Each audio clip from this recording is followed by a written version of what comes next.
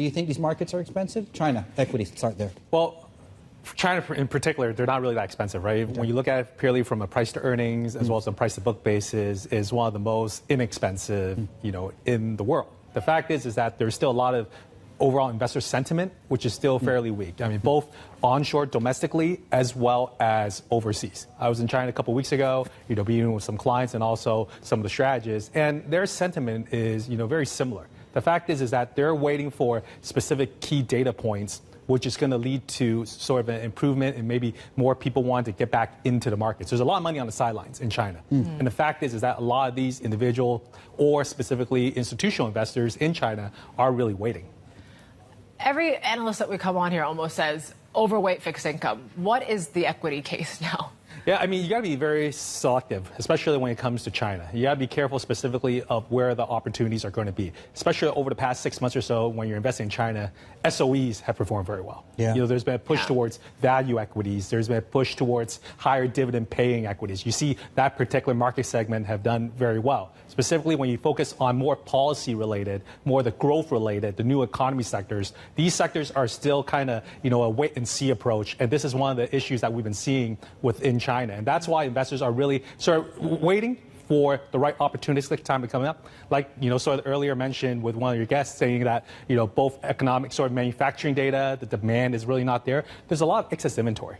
And the fact is that with this excess inventory, it is going to take time to deplete. One of the figures and one of the sort of, I would say, key economic readings to look at is PPI.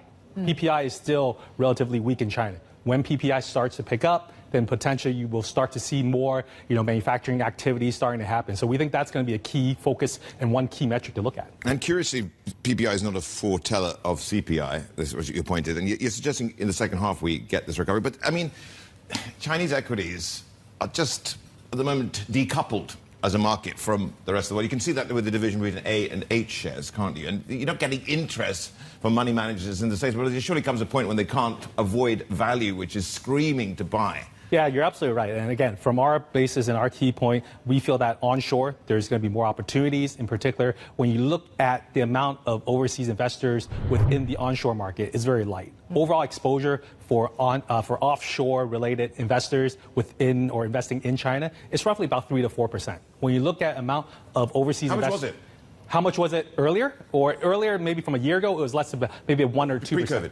But again, it was about 1%. So it has gone up a bit. But if you look at Hong Kong shares or ADRs, there's roughly about 20% foreign investor, exposure. So you have a lot of investors who are already in Hong Kong or within the ADRs, but within the A shares, it's a very small portion.